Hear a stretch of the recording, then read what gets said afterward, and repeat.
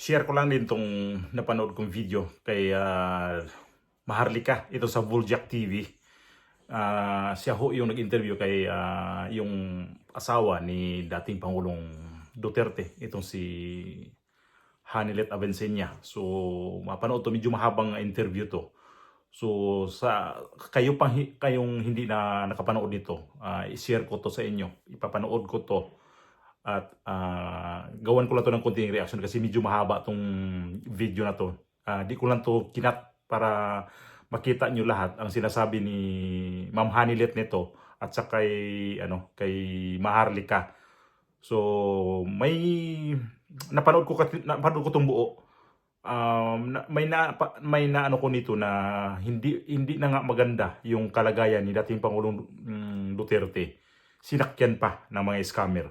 At ito yung tema sa mga ibang mga sinasabi pa nito ni Ma'am Hanilet na may maraming tao na nagpapanggap na kaibigan nila or kamag-anak or whatever na nanghihingi ng tulong finansyal.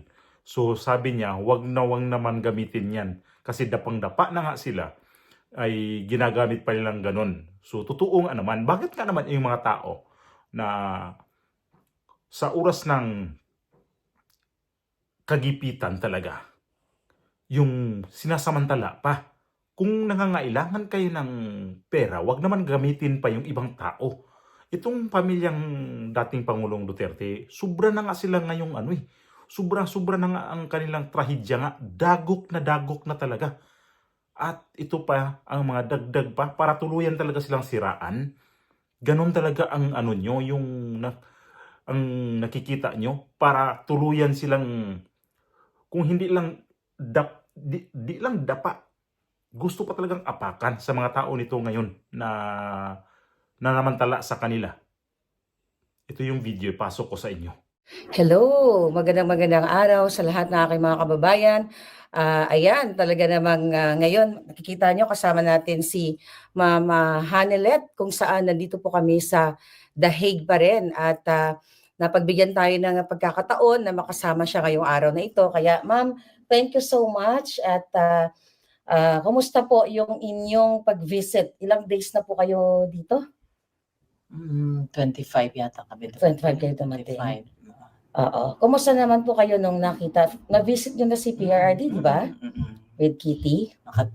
Pagdating niya dun sa namin, nagyakapan kami tatlo, tapos sabay kami ni Kitty kumanta ng happy birthday sa kanya. Oh, wow.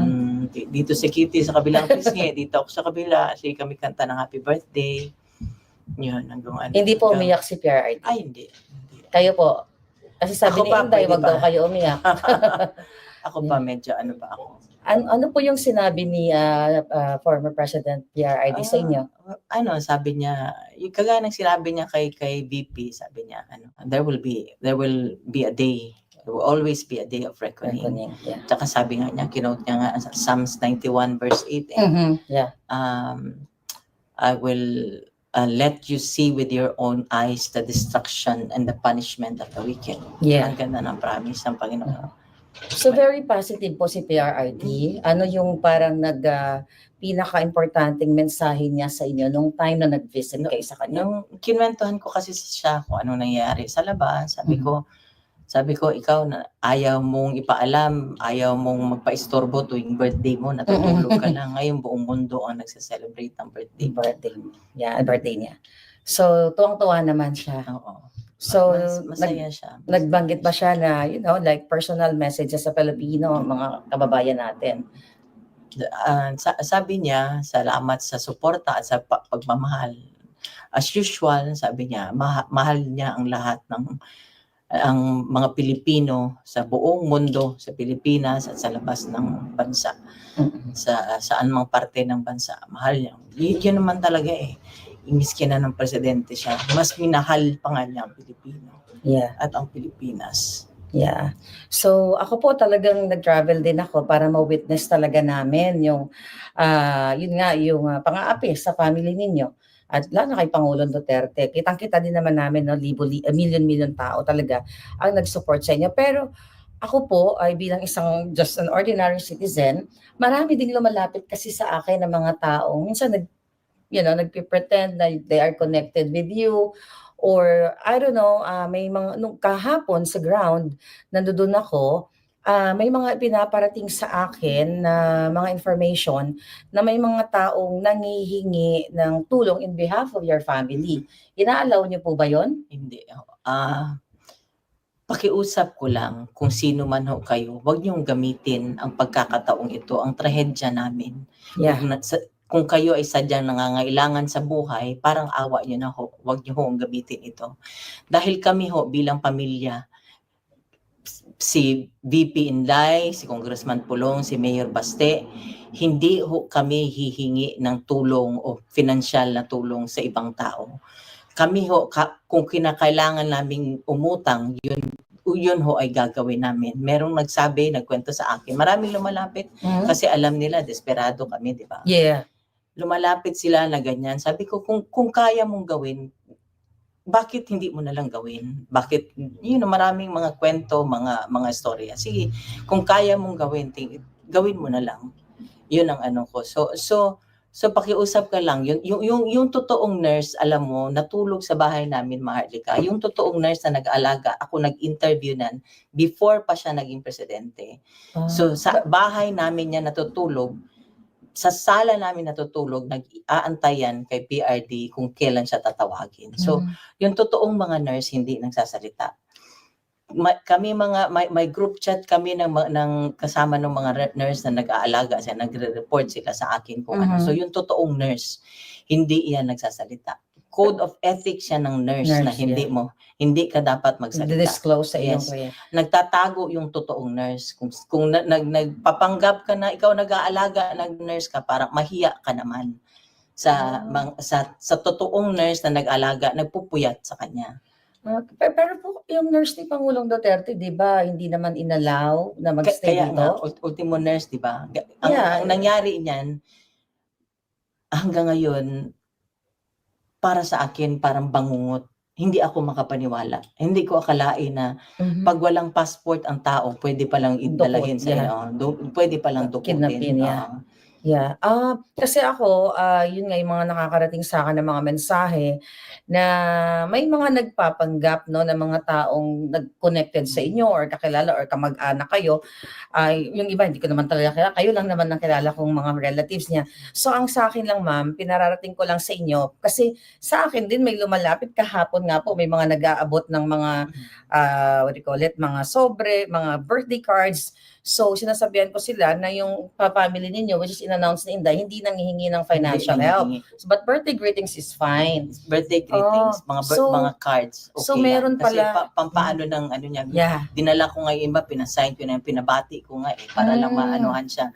Yung alam mo, para maanuhan ng yung spirits niya, gumaan yung loob niya, maging sumaya siya ng konti doon dahil sa mga pagbati ng mga tao.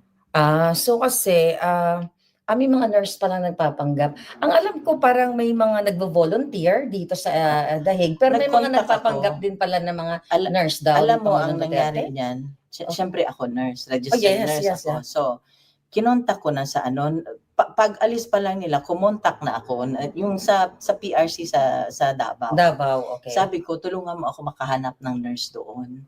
Dito. Sabi ko, whatever na i-remit wire transfer ko ang sweldo niya papunta dito, siya mag-alaga. Nakakontak ako, natawagan ko, ma'am, ganito. It turned out, bawal lahat. Pa-ultimo yung nurse na personal nurse niya na before siya tumakbo ng presidente na in-interview ko. Kasi mabuting tao yun, mapagkatiwalaan mo talaga. When it comes sa pera, mapagkatiwalaan mo. Hindi pinasama. Kaya nga, nung tinawagan ko na, alam ko nakalanding na, tinawagan ko siya, nag-iyakan kami, ma'am, hindi kami pinasama. Yun ang So, yun, kami nga para lang mapaano ko sa inyo na ang pamilya namin hindi ho manghihingi o magsosolicit sa inyo ng kahit na anong financial na tulong. Kami nga ni VP Inday nagtutulakan. Nung nasa Davao pa ako, sinabihan ko na si Inday. Sabi ko, bigyan mo ako ng magpadala ako. Paano ko ipadala? Hanggang ngayon, hindi niya ako sinasagot. Mm-mm. So ganun kami. So Yeah. yung mga makapalang mukha diyan, parang awa nyo na. Parang awa nyo na. Yeah. Yun. So, for the record, mga kababayan, wala pong nurse si Pangulong Duterte dito sa Dahig except yung nandoon sa ICC kung sino man yung assigned ng institution. Tama po ba? Hindi ko talaga alam, malabo ang ano ng loob sa loob. Hindi ko alam, marami akong hindi alam. Aha. Pati sinasabi lang nila ganito. Basta ako, sinabi ko lahat, anong sitwasyon niya, sinabi ko lahat kasi medical, ano yan eh, medical history niya, Yes. kung ano ang ano niya, yun lang ang kaya kung sabihin. Ibigay. Pero yung sila ang magbigay, yun ang mahirap kasi sila ang hindi nagbibigay ng kung ano ang information. Yun ang ano. Pero yung medical history ni PRRD na i-forward na sa kanila lahat, tama ba sa ICC? Inaasikaso ng mga lawyers yata. Inaasikaso kasi kailangan, sino bang 80 years old ang hindi Nangailangan ng healthcare, ng kalinga, medical attention, medical or whatever, di ba? 80 years old eh. Sino bang hindi nangailangan yan? Alam niyo, natuwa ako kasi I was there, no, na nagsasalta si Inday sa Taong Bayan, na nagkakasundo kayo dahil sa schedule kung paano mag-take turns kayo sa pagbisita kay PRRD. Kami na mga sumusuporta kay PRRD sa family ninyo, ay talagang natutuwa kami na sa ganitong klaseng sitwasyon ni PRRD, nagkakaisa po kayong mga magkakamag-anak. So yan lang yung tinitignan namin, doon din kami humuhugot ng lakas bilang mga supporters ninyo. At ako naman nasad dahil for the first time na narinig ko sa inyo na mayroon palang nagpapanggap na mga nurses or whatever kay PRRD. So sana wag naman gawin yon. And alam ba ni PRRD po yun, yung mga ganong issue? Hindi niya na alam yun. Hindi ba na natin sabihin? Hindi ko na I tried, hindi ko na sinabi sa kanya anong situation after na umalis siya. Kasi talagang harassment. Yeah. Ako doble ang trauma ko nung sa Manila, pati sa Davao. Doble talaga ang trauma ko. So my daughter was not in Davao at the time. Yeah. After na. So grabe, doble talaga trauma ko. Yeah. So we're here for you, Ma'am Hanilet. Gusto ko lang, i-inform sa ating mga kababayan. So far, ano po yung, nasang stage kayo ngayon? Na-accept nyo na ba totally na napakidna o inabdak ang Pangulo? Reality na yun eh. Wala siya sa amin eh. Ang ano na lang namin talaga, pinangahawakan namin. Dasal na lang kami ng dasal. Dasal na lang ako ng dasal. Tsaka ang promises ng Panginoon, yun na lang. Yeah. Yun na lang talaga. Yeah. So, sana po talagang lakasan niyo yung loob ninyo kasi nakita niyo naman na milyon-milyong Pilipino ang nagmamahal sa inyo. May mga death threats po ba kayo so far? May So mga far, wala naman. Wala naman. Pero yun na nga, marami sila eh, kami lang eh. Yeah. Sa Pilipinas po ba yung mga, I believe, 'di ba, parang medyo tinakot kayo noon, nakakasuhan and everything.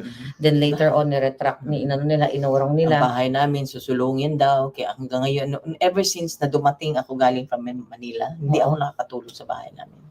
Oh my Kasi God. sabi ng ano ko, papalipat-lipat ako. So, I spared my daughter from such. And then, yung isa ng maliit na bata namin, pinatira ko muna sa iba. So talagang nagdulot ng traumatic experience yung nangyari sa inyo. So paano niyo po nilalabanan yung ganitong klaseng feelings, emotion na may takot syempre at yung mga pagigipit na ginawa talaga not only sa inyo lalo na kay PRRD na na-witness niyo po talaga, ma'am. Alam mo, ito na lang inaano ko, Marlica. Tao lang sila, may Diyos kami. May Diyos kami. Yeah, tao lang sila, may Diyos tayo. Na nagbabantay at maghusga sa kung ano man ang sabi nga ni PRD, this is only temporary. Yeah. So I hope talagang mapauwi na natin si PRRD. So yung mga lawyers naman ginagawa naman nila yung dapat nilang gawin. And very positive po ba si PRRD nung time na nanonood kayo sa loob? Sobra. Mas ano siya. Hindi mo basta-basta Nagjo-joke pa rin siya, ma'am? nakasmile pa rin siya. Nakasmile pa rin siya. Kasi pa rin niya yung kasi may mga guards doon. Aha. So, all my friends. Mga friends niya yung yung mga guard, talagang parang yung pagiging ni Pangulong Duterte palabiro, na-apply niya doon sa mga guard na. Tsaka mas siya nung nakita mo nung during the time doon sa Villamor. Yeah. Sabi pa ni Kitty ang emotional. Oo. Siya, kung kausapin niya yung mga hindi niyo ako kalaban, Adre. Oo, narinig Sinabihan nga po niya na. pa, hindi niyo ako kalaban. Ganun lang niya, Pero, Adre, ikwento, makinig ka. Ganun lang niya. Pero ma'am, ano yung feeling, ano yung nakita niyo dun balik tayo dun sa Villamor na, yung mga polis ba, talaga bang parang sila, yung gusto nila yung ginagawa nila na gipitin ang kanilang dating Hindi ko alam kasi Commander-in-Chief? it's masyadong subjective yan sila na yan pero Kasi may mga lumalabas sa video na yung ibang mga polis may lumalabas lang na pero still nandun sila, di ba? They implemented it.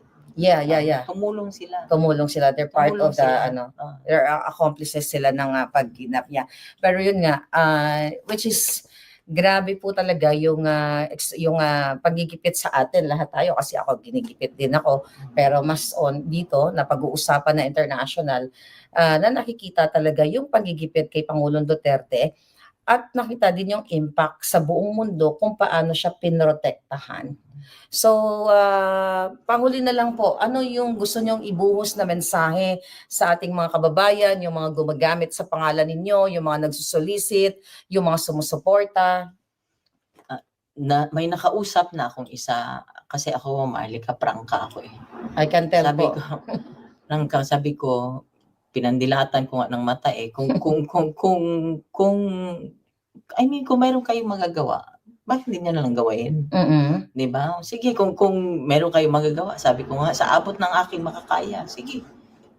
Kasi lahat naman may kailangan may kabayaran, di ba? Yes. Sabi ko, sa abot ng aking makakaya, kung kailangan ko umutang, di ba? Yeah. So, yun ang ko na sana wag silang tumigil, dasal at suporta, wag yung tigilan, kasi nakita nyo naman ang ginawa niya para sa Pilipinas at para sa Pilipino. Yeah. So, kung sa Binisaya pa kasi mas mabigat, hangyo ko o nakikiusap ako, para nyo na hong awa. Tulungan nyo po kami sa dasal, sa lahat po, kung ano pong pwede nating gawin na maibalik ko siya sa amin. Wala na ho siyang gusto nga sa buhay. Gusto na at 80, gusto na lang niyang mamahinga. Yeah. Gusto na lang niyang mamahinga. Doon po sa lahat ng family ninyo na sumusuporta sa inyo at yung mga nagpapanggap na family.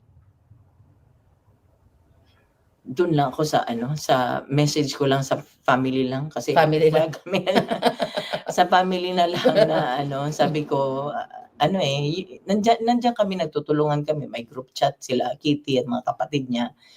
Pagka kami lang talaga, wala kaming kung may narinig ako na may isa sa kapatid ng anak ko medyo naanuhan ng loob, sabi ko naki-encourage mo na, sabi ko kailangan matatag tayo ngayon. Lahat. Umiyak man tayo, kailangan natin lumaban, kailangan natin siya ipaglaban. Pero nakakabilib po si Kitty, yung talagang yung tapang niya, nakita namin kasi ako nakikita ko lang si Kitty sa mga reels, she's young and sweet. Pero nung nakita namin kung paano inabdak ang Pangulo, kung paano kayo ginipit doon, nagpakita siya talaga ng kanyang pagiging firm, matapang na bata at young age at may paninindigan. So as a mother, paano niyo po ba, brief and concise lang, sa amin, si Kitty, i-describe? Sabi ko nga noong pa yan, sabi ko, surrender ako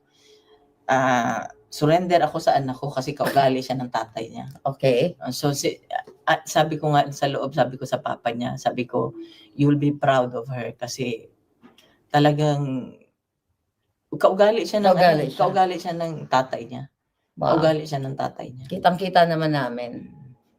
So, ayun. Sa mga sumusuporta po sa inyo, ma'am, sa lahat ng mga taong hanggang ngayon patuloy na nag-gather, nag-celebrate post-birthday ni PRRD, mensahe niyo po, panghuli na lang. Maraming salamat sa inyong lahat. Alam ko nagdarasal kayo. Yung mga messages ninyo nababasa ko, hindi ko man kayo masagot isa-isa. Pero ito lang ang hiling ko talaga, wag ho tayong tumigil. Kasi hindi naman hindi ako pwede mag-give up, hindi tayo pwede mag-give up. Tulungan niyo kami na maibalik ho namin siya sa bahay namin. Marami hong salamat. Ay, haba-habol na lang po. So, wala pa po kayong plano kung kailan kayo babalik o magsistay kayo dito habang nandito si PRRD? Pinag-uusapan. Pinag-usapan pa lang. Ayun. So, thank you so much mga kababayan. Kasama natin si Ma'am Hanalet ngayong araw na ito. Sana po isa puso natin yung kanyang mga panawagan na hindi po nangihingi ng monetary ang ating Pangulong Duterte at ang kanilang pamilya. Kung mag-send man po kayo ng mga birthday greetings, birthday cards, letters, okay po yun. So malinaw po tayo, mag-ingat po tayo sa mga lumalapit sa inyo na nagpapakilala na ganito ako, kamag-anak ako, or ganyan. So mahirap na po na gamitin natin ang sitwasyon ni Pangulong Duterte. Malungkot na nga yung pag-abduct sa kanya, tapos sasakyan pa ng ibang mga taong gumagamit sa pangalan niya.